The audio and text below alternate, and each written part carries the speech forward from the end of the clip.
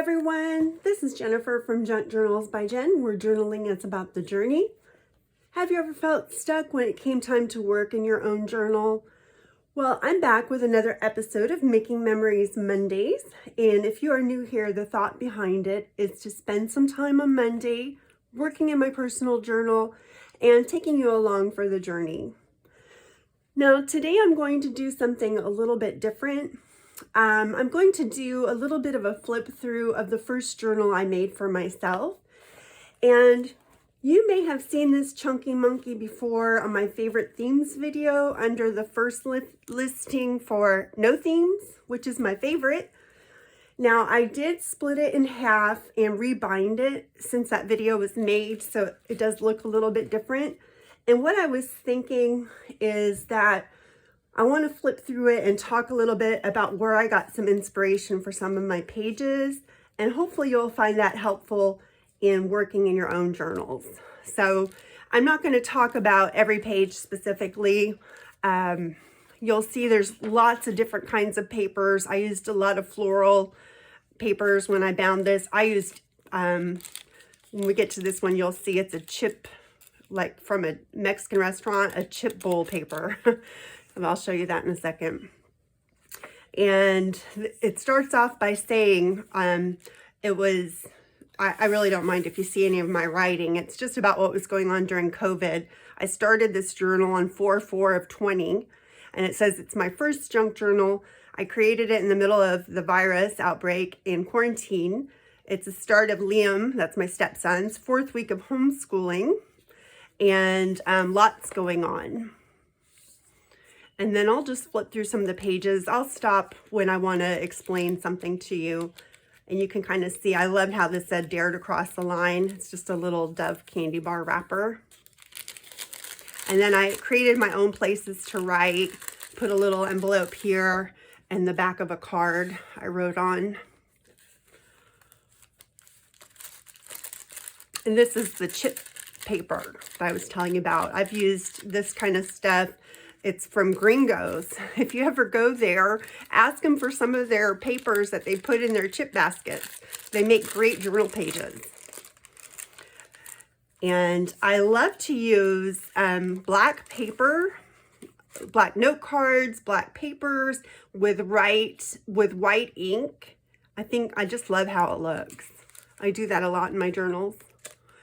This spread, I really love how this turned out. It's a little bit different. It was an Easter spread, and we actually did dyed Easter eggs by wrapping them in silk ties. And then you wrap the egg in the fat part of the silk tie and put a bunch of rubber bands around it, and then you put it in the boiling water.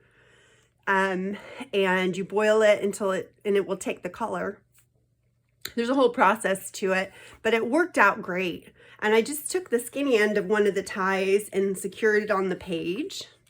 And I put a picture of some eggs, and then I wrote a little thing about how much fun we had doing silk dyed Easter eggs. And then I stamped Easter on here.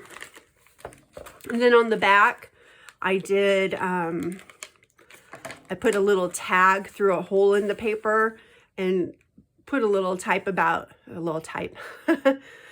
little bit of wording about who came over for dinner and the fact that we had a Easter egg hunt for the older kids.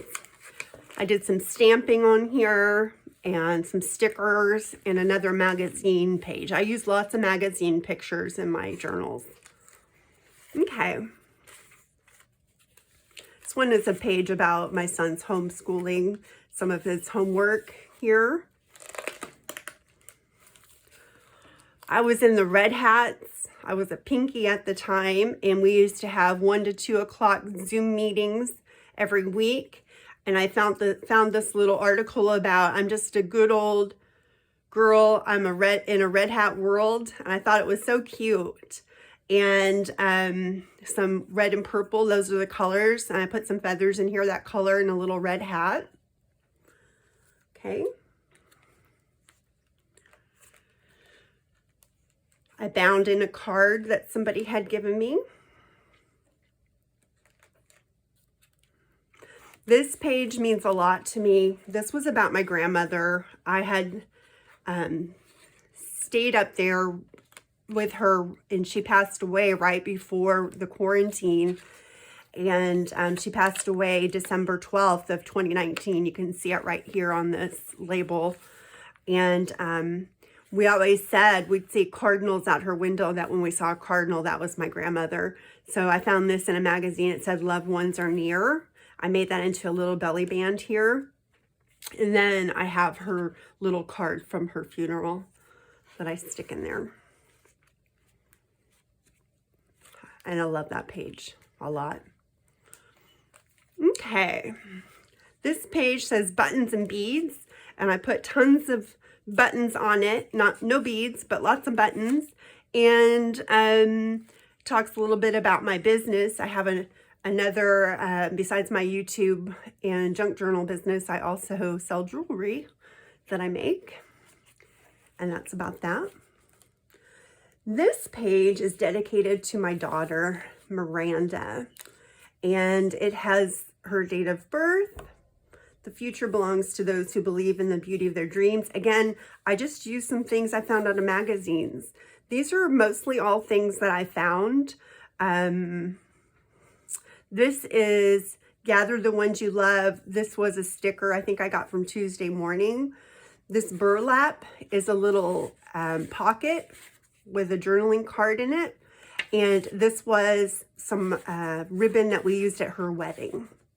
And I had some left over. I use it all the time. We bought so much of it. I love to use it in journals. And she loves flowers. I'd put this yellow poppy on the back here. Okay. I like this too. This was a funky picture I found in a magazine, and it says, "I love you." There's a sticker that says, "There is hope." And then on the tag, I journaled, we got the news today that Lexi's tumor is cancerous. That was my Great Dane. And just praying that further tests reveal they got it all. I love her so much. There's a page more about that coming up. What is this? Oh, we got good news about Lexi. Her x-rays show that the cancer didn't grow, and she's doing well. This was years ago, and she's still happy and healthy and with us. So you might have seen her on a couple of my videos. And then Nala, this page is about Nala, our other puppy. She was my grand puppy at the time. Since then, I've adopted her, and she's a permanent member of the family. And you'll notice that I don't do a lot of journaling on the page itself. I really like to use it more as an art journal or not scrapbooking, but showing a picture or something and then adding some writing space with tags or journaling cards or flip ups or that type of thing. One thing is, I'm not that interested in journaling as far as writing that much. I do want to remember what happened though, and tags or smaller places to journal are perfect for me. Now, if you are a writer, you can change that for your needs and not put all the pictures or put pictures on the top half and journal and write on the bottom half.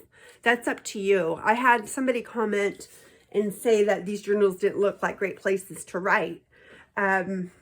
A lot of my journals that I sell, I do leave half and half decorated and half for writing.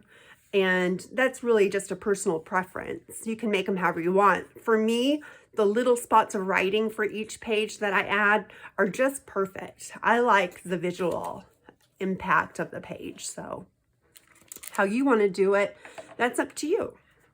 One thing that doesn't belong in junk journaling is criticism. That's what I like to say. It is perfect for everything else. Okay, this page, and I'll read you the tag. Whenever I'm low, need a pick-me-up, or am just happy, I turn to art. And there's a little tag here that says art. I loved this picture here. I thought it was so cool. And it's on the back side of this chip paper. Pretty neat. Okay. This page, oh, it says friends, and there's a quilt here, and it says, don't take these moments for granted, is stamped here. And it's got my friend's name here, Tammy, one of my best friends. And on the back here, it talks about me being at the lake house and us working in our journals together. She makes junk journals as well. And we did that day.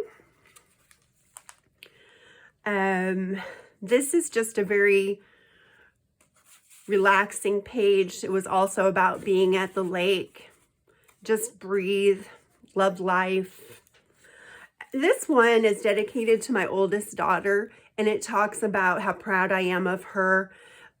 She loves butterflies, by the way. And the yellow reminded me of her. That's why I picked that page for her. But she has gone to school, put herself through nursing school, and has 3 kids, and is a supervisor at a company now. I'm so proud of her. I just couldn't be more proud of my kids. And then the last page in this signature is for my granddaughter, Aaliyah. And it says, love you more, because that's something that we'd always say to each other when she was little. I'd say, I love you, and she'd say, love you more. And she loved llamas and little unicorns and butterflies. And I talked about how she was 8 at that time, and she lives in Iowa, and how she used to always spend the night with me when she was little, but now she comes and sees me during the summer. And she has her own junk journal too. We actually did a flip through of it a few months ago. And that is the first signature. I think we'll stop there for today.